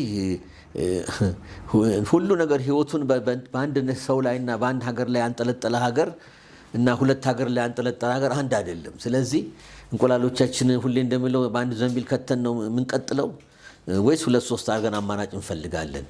እንደገና መርሳት የለብን የጅቡቲው ዶሜስቲክ ውስጣዊ ፖለቲካስ አሁን ሰላማዊ ሊመስል ይችላል። እኔ ጊዜ እንወስዳለን እንጂ ዘርዘር ስናደርገው በቋፍ ያለ ፖለቲካ ነው ያላቸው። በተለይ አሁን አመራሩ ሰው ነውና ሰው ነህና ወደ ምን ትመለሳለህ የሚባለው እየደከሙ ስለመጡ መሪው ኦልሬዲ ሽኩቻው አለ። እሳቸው የራሳቸው ሆኑ ቤተሰቦቻቸው ጋር ብቻ የሚገርም ፖለቲካ ነው ያለው የጅቡቲ ፖለቲካ። የልጃቸውን ባል ነበር ዴዚግኔት ያደረጉት። አሁን ችግር አለ። እሱን ትተዋል። ምክንያቱም ፐርሰናል ለመግባት ሳይሆን ከምናነበው ኮንፊደንሻል ነገሮች ሌላ ግንኙነት ከሌላ ሴት ጋር በመፍጠሩ ቅሬታ ስለመጣ አሁን ደግሞ የሚስታቸውን ትልቅ ልጅ ሚስታቸው በፊት ዳራቸው የሚወልደውን ሰው እየተዘጋጀ ነው። ደግሞ ሌላ አማራጭ አለ። ቤተሰቦች ፍትግ ያለ ከቤተሰብ እንደማይወጣ የታወቀ ነው። አንድ ነገር እንኳን ቶሽ ቢል እኔ አይደለም አቶ ሲሳይ አንድ ቀን እንኳን ቢዋጉ ዲስረፕትድ ቢሆኑ ምክንያቱም ፈረንሳይ አለ ሌሎችም አለ አግሪመንቱም ውስጣዊ ጉዳያቸው አይገቡም። እነሱ እርስ በርስ ሲፏከቱ ማንም ይጓዳው የፈረንሳይ ጦር አይደለም ሳፕላይ የሚያደርገው ሞልቷል። የቻይና ጦር አይደለም 10,000 የሆነ ጦር መግቢያና መውጫውን ለራሳችሁ ሁሉም ያውቃል። ማንም የሚጎዳው እኛ ነን። ለምን የሚገባውና የሚወጣው እቃ በሙሉ ባንዴ እንዲህ እንደ መቁረጥ እንደ መዝጋት እቆጥረዋለሁ። ስለዚህ እያሰብን ብንሄድ ጥሩ ነው የምለው ግላዊ አስተያየት። እያሰብን መሄድ አለብን። ቢሰበር አናት የሚባል አባባላል። ቢሰበር እንኳን አናት ምን አማራጭ አለን ነው ጥያቄው። ኢትዮጵያ ምናልባት ከዚህ ከኤምኦዩ በራሷ ማድረጓ የሚፈጥርባት ከኢትዮጵያ አቅም አንጻር ጫና አለ። ስለዚህ እነ እስራኤል ባደረገችው በተለያየ መንገድ የሚወጣ መረጃም ስለሆነ ብዬ ነው እስራኤል ባደረገችው ስምምነት ውስጥ ኢትዮጵያም አለችበት የሚል ወይ ደግሞ ሎቢ በማድረግ ረገድ የኢትዮጵያ ሚና አለ። ኢትዮጵያ እዛ ውስጥ ሎቢ የማድረግ ሚና ውስጥ ከገባች ያንን የመጀመሪያ ኤምኦዩን ዋስትና የማስገኘት ነገር ውስጥ ልትገባ አትችልም ወይ? ምናልባት እንደዛ ነገር ካለ በእርግጥም መቼም ፖለቲካ የረቀቀ ነው። ውስጥ ለውስጥ ትገናኛለህ፣ ወዳጅ አለ። በዛ ደረጃ ፎርማሊ ኢንፎርማሊ መነጋገር ይኖራል። እንደገናም ሌቭል ኦፍ ኢንጌጅመንቱ አለ። ኢቨን ከሚኒስትሩ ውጭ ጉዳይ ሚኒስትሩ በላይ በመሪዎች መካከል ብዙ ነገሮች መነጋገር ይኖራል። ብድግ አድርጎ እንዴት ነው ምናምን፣ ከዛ ነው አመራር የሚሰጠው። ስለዚህ ሁሌ ከታች ወደ ላይ ሳይሆን ከላይም ደረጃ ተደርጎ ወደ ታች የሚመጣ ውሳኔዎች ይኖራሉ እና በዛ አኳያ ውስጥ ሰው መሆን ያስፈልጋል። አቅጣጫው እንዴት ነው የሚለው። ከዛ ውጭ ግን አካዳሚካሊ እና እንደ አንድ ኦብዘርቨር የምንናገረው ነገር ቢኖር ያለ ጥርጥር ጠንካራ ኤምባሲ ያለን እኛ እስራኤል ፎርማሊ ኢንፎርማሊ ንግግር ሊኖር ይችላል። መረጃውም እንትን ይላል። እንደገናም ደግሞ ከእስራኤል ጋር ጠንካራ ፓርትነርሺፕ አለን። አስቀድሞ ሊያሳውቀን ይችላሉ። እኛም ኢንፎርማሊ ጉዳዩን ልንከታተል እንችላለን። ዋን ቲንግ ኢዝ ፎር ሹር እስራኤል አይሱን ሰብራለች። በቃ የማይመለስ ጉዳይ ነው። ካሁን በኋላ ሁለተኛ ሶስተኛ የሚለው ነውና ከዛ ደግሞ የኛ አይመለስም የሚለው ነገር አለመመለስ ማለት እስከ ዛሬ 5 ዓመት ወይ እስከ ዛሬ ዓመት ምንም ሀገር ባይኖርስ እንደዛ አይነት ነገር ይገመታል? አይ በፖለቲካ እንኳን 5 ዓመት ድረስ አይሄድም። ግን ጥሩ ጥያቄ ነው፣ በጣም ጥሩ ጥያቄ ነው። ምን መሰለህ ፖለቲካ ብዙ ጊዜ ሪያሊቲውን ተከትለህ ነው የምትሄደው። ማንም ሆኝ የለማ እስራኤል እዛ በመግባቷ ብዙ ጥቅም ታገኛለች። ስለዚህ ሌሎችም እኮ ኤምባሲ ሲከፍቱ ብዙ ጥቅም እኮ ያገኛሉ እኮ ከሶማሌላንድ አንርሳ። ገና እኮ ያልተበላ ልበልህ ያልተሰራበት ሀገር ነው። አብረህ ደግሞ የምትሰራው ሀገር ነው። እንደገና ደግሞ ጂኦ ስትራቴጂክ ፖዚሽኑ ገልፍ ኦፍ አደን እኮ የሚገርም ስትራቴጂክ ቦታ ስለሆነ ከሱ ምሳሌ እንግሊዞች ቢገቡ ብዙ ቢዝነስ ይሰራሉ። ጠንካራ የሶማሊላንድ ኮሚኒቲ ለንደን፣ ማንቸስተር፣ ሊቨርፑል በየቦታው አለ። አሜሪካ እስከ ሚኒያፖሊስ ድረስ ጠንካራ ኮሚኒቲ አለ። ይመላለሳሉ። ብታይ የመጡ ህንፃ ይሰራሉ፣ ቢዝነስ ፋብሪካ ይከፍታሉ ይላሉ። ለሁሉም ዊን ዊን ስለሆነ ማንም እያየ ይሄን እድል ይሉኝታ የለም በፖለቲካ ወደኋላ ሚል አይመስለኝም።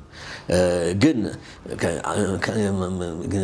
ማነው ስቴት ኤ ስቴት ቢ አሁን እኛ 5 ዓመት እንዳልከው እውቅና አንሰጥም ብንል ጉዳቱ ለእኛ ነው። እነሱ እንደሆነ ህይወታቸውን ይቀጥላሉ። ሶማሌላንደሮች እንደውም ምኞታቸውን የሚናገሩት መጠቀም ስንችል አሁን ማን ነው ለምሳሌ እስራኤል የነሱን ፖርት አትጠቀም ለሚሊተሪ ካልሆነ በስተቀር፣ ለእኛ ግን የሞትና የመኖርና ለመኖር ጉዳይ ነው። ኡጋንዳ ለምሳሌ ነገ ተነስታ ከኛ ቀድማ ደቡብ ሱዳን ብታቅ ለማን ነው ሞር የህይወትና ሞት ጉዳይ ሽረት የሚሆን? ለእኛ ነው፣ ለነሱ አይደለም። ስለዚህ እኛ ያለ ጥርጥር ያን ያህል ዓመት እንቆያለን የሚል እንትን የለኝም። ቆፍጠን ብሎ ይህን በማድረጋችን ምን ኮንሲኮንስ ያመጣል? በተለይ የአፍሪካ ህብረት ከዚህ እነሳ የሚለውን አዋራ ነው። እሱን እንዴት አንድል እናድርገው? ከስር ሎቢ ስራ መስራት፣ የእያንዳንዱ ቁልፍ አፍሪካ ሀገራት ማሳወቅ አላማችን ኢንቴንሽናችንን። ከዛ ውጭ ግን ማንም ለማንም አያስብም በፖለቲካ ማለቴ ሁሉም ሀገር ለራሱ ነው። የፈለገው አሜሪካ ቢሆን ለራሱ ነው፣ ለአሜሪካ ህዝብ ጥቅም ብሎ ነው። እኛም የምንወስደው እርምጃ ሁሉ በአንደኛ ደረጃ ለኢትዮጵያ ህልውና፣ ለህዝባችን ጠቀሜታ፣ እድገት፣ ብልጽግና በሚል ነውና ብዙ ጊዜ ፖለቲካ ውሳኔ ሲሰጥ ሁሉም 100% ይደግፋል ማለት አይደለም። አንዳንዴ አራግፎም መንቀሳቀስ ያስፈልጋል።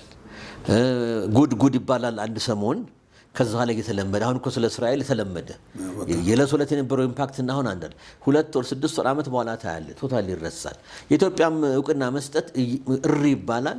እየቀነሰ ግን እንደውም ሲምፓቲ ለኢትዮጵያ አለ። እውነታቸውን ነው። ኋላ ምን ይሁኑ ታንቀው ነው የተያዙት። ሲምፐቲ አለ፣ ብዙ ስራ ተሰርቶበታል። በነገራችን ላይ ያ ያውቅና ስላለ ሲምፐቲው አለና ከዛ ውጭ አዋራ የሚያስነሱትን ደግሞ እንዳመጣጣቸው መመለስን። አሁን ግብፅ እዚህ ድረስ መታ ቡራ ከረዩ ማለት እውነት ለሶማሊላንድ ማማን ነው? ለሶማሊያ ህዝብ ሪሊ ተቆርቁራ ነው ወይስ የአባይን አጥር ማጠር ዙሪያውን ለማድረግ ነው? የእንትንስ ቢሆን የጅቡቲስ ቢሆን የኤርትራስ ቢሆን እውነት ተቆርቁረው ነው?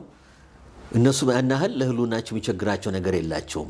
ዋናው ዓላማ ግን መርሳት የሌለብን በተለየ የግብጾች አካሄድ ዋናው አጀንዳ ትልቁ አጀንዳ ብዬ መወስደው በውሃው በአባይ ጥያቄ በሬኔሳንስ ጥያቄ ያው ታውቃለህ እስከ ቤንሻንጉል ድረስ ጋምቤላ አካባቢ አዋራ ማስነሳቱ ትንኮሳው ምኑ የምን አካል ነው? የከበባው አካል ነው። ኤርትራን ማሰባሰቡ አክሰስ ኦፍ ኢቭል ጅቡቲን ራሱ ደግሞ እንደገና ትከሻ ተሸክመው እንዲህ ማድረጋቸው ቡራ ከረዮ ዛቻው ምኑ ምንድን ነው የሚያሳየው? እውነት ለሶማሌ ህዝብ ተቆርቁረው ነው? ወታደርም ይላሉ። እስካሁን ግን አላስገቡም። ወደፊት የሚታይ ይሆናል። ካስገቡስ ደግሞ ምንድን ነው? ሌላ በምስራቅ ኢትዮጵያ ምስራቅ ደቡብ በኩል ታኮ ለማድረግ ነው? እኛ ኮንፊደንሱ አለን፣ መተማመኑ አለን። ነገር ግን ዳይሬክት ኮንፍሮንቴሽን ውስጥ መግባታችን አይቀርም። ምክንያቱም የተለያየ ሴክተር ውስጥ መመደብ አለብን። አዘርዋይስ ከዛ ውጭ ግን ክቡር አምባሳደሩ ሞቃዲሾ ያሉት የኛ አምባሳደር ሱሊማን መግለጫ ሲሰጡ እንዳሉት መስመር እናሰምራለን። ከመስመሩ ሲታለፍ ደግሞ የሁሉና ጉዳይ ነው። እስኪመጣ መጠበቅ ሲሆን ባለው መከላከል ያለ ነገር ነው በፖለቲካና አይ ቲንክ ኢትዮጵያ እውቅና ብትሰጥ ጉድ ይባላል። እንወገዛለን፣ በቃል እንደበደባለን። ነገር ግን ማየት ያለብን ኮስቱ ከምናገኘው ቤኔፊት ምን ያህል ነው። ኢትዮጵያን ይሁን ለማረጋገጥ ከሆነ በነፃ ፖለቲካ የለም፣ ኮስት አለው። ኮስቱን ግን ሚኒማይዝ ማድረግ አለብን። በነገራችን ላይ ቅድም መጀመሪያ ስንጀምር እንዴት አየው ስትል በርበራ መንገድ ላይ እንዳየሁት ግራና ቀኝ ያለው ዚታው የኛ ነው። ኢትዮጵያ ታርጋ ያለው ንግድ ያውም ኦፊሻሊ ሳንጀምር ነው። ፖርቱን እየተጠቀምን ነው ማለት ነው። እየተጠቀምን ነው ይላሉ። ጥቂት ነው የምትጠቀሙበት፣ በጣም ለጥቂት ጉዳይ ነው እንጂ መስፋፋት ባንድ ይቻላል ነውና ይታይ 20-30 በመቶ እንኳን በአጭር ጊዜ ብናዞር ወደዛ ለጅቡቲም ትልቅ መልእክት ነው፣ ማስጠንቀቂያ ነው። እንዲህ ካራ ይዞ አንገታችን ላይ ጨዋታው ይቀንሳል ማለት ነው። ምክንያቱም ሲሪየስ እንደሆነ ማሳወቅ ነው። በነገራችን ላይ ሁለት ኢንሲደንት ስለ ጅቡቲ ማንሳት እፈልጋለሁ። ታስታውስ እንደሆነ ተመልካቾቻችን እንደሚያስታውሱት በባድመ ጦርነት ጊዜ የሱ ውጤት ያው የምናውቀው ነው። ኢትዮጵያ ተለያየች፣ ለጅቡቲ ጋራንቲ ሆነ። ከዛን ጊዜ ጀምሮ ለ20 ዓመት ገደማ ችግር አልነበረም። ዶክተር አብይ አዲሱ ለውጥ መንግስት መጣ፣ ስልጣን ላይ ያወጡ ካለን ብሔራዊ ጥቅም አኳያ እና ፍላጎት በግልጽ ሰላም ላይ የተመሰረተ ግንኙነትን መስረት በሚል ከፕሬዝዳንት ኢሳያስ ጋር አሰብ ድረስ ተመላልሰው ብዙ ነገር አይተዋል አይደለ? ሁላችን ተከታትለነዋል። እሱ ራሱ እንደ ትልቅ ስጋት ነው የታየው። ለምን ደይኖ እንበል ዛሬ አሰብ ብንጀምር ዛሬ ብንጀምር በገበያቸው ላይ ትልቅ ተጽዕኖ ነው። ኢትዮጵያ ላይ ዲፔንድ የሚያደርግ ኢኮኖሚ ነው። ስለዚህ እንግዲህ ለብልህ ሰው ለተመልካች ራሱ መደምደም ይችላል። አንድ ይሄን በል። ሁለተኛ ደግሞ የአሁኑን ኢንሲደንት አስብ።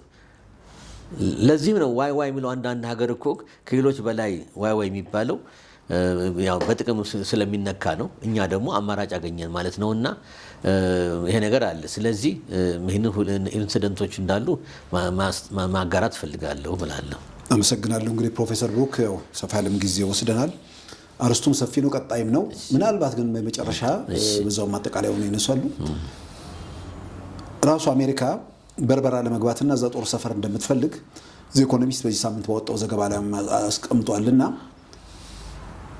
እውቅና ሳሰጣት ምንድነው ጦር ሰፈሩን መመስረት የሞራል ጥያቄ ነው የሚያስነሳው ወይንስ አልፈልግም ትል ይሆን? ስለዚህ ወደዛ አይነት ነገር የምትገፋፋ ከሆነ ፍላጎቷ ከሆነ ይሄ ነገር ራሷ እውቅና እንድሰጥ የሚገፋፋ ሁኔታ ሊሆን አይችልም። በጣም ጥሩ ጥያቄ። ባይገርምህ እውቅናው ማይቀር ነው። ቅድም እንደጠቆምኩት የፕሬዚደንት ትራምፕ ታይሚንግ ነው፣ ሼጁል ፕሮግራሙና ምኑ ነው እንጂ የማይቀር ነው። ሎቢ ይደረጋል። የአሜሪካ ሪፐብሊካን ፓርቲ ሴናተሮች በተለይ አምነውበታል።